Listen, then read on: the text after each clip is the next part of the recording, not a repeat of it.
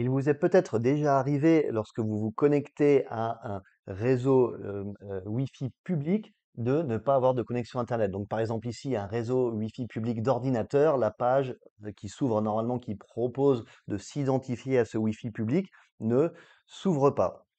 Donc, ça peut arriver et le problème peut venir de plusieurs raisons. Donc, si vous vous connectez à un Wi-Fi public, vous n'avez pas la page d'authentification à ce Wi-Fi public qui s'ouvre. Quand vous essayez d'ouvrir une page web, rien ne se passe.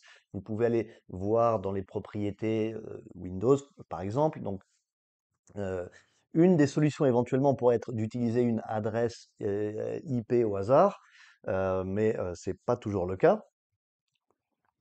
Donc, ça peut être une des solutions possibles puisque éventuellement l'adresse IP, l'adresse de votre ordinateur, pas l'adresse IP, l'adresse MAC en fait a été blacklistée. C'est une possibilité. Ou bien ce qui peut se passer si vous regardez en fait vos connexions internet, vous pouvez peut-être vous rendre compte que vous êtes connecté à un VPN, à un VPN, et dans notre cas, c'est ce qui empêche la page d'authentification au réseau de s'ouvrir.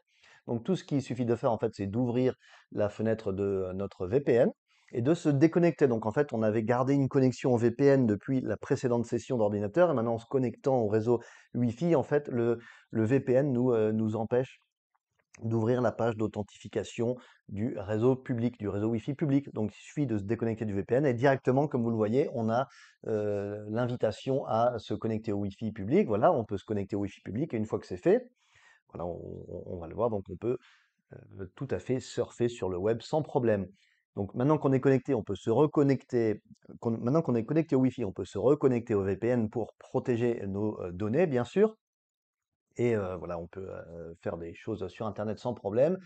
Et on va tout de suite voir que la page, par exemple, Internet qui ne s'affichait pas avant, maintenant, eh ben, elle s'affiche sans problème. Donc tout ce qu'on a à faire, c'est de recharger la page et on peut de nouveau naviguer sur Internet. Donc voilà, simple et efficace.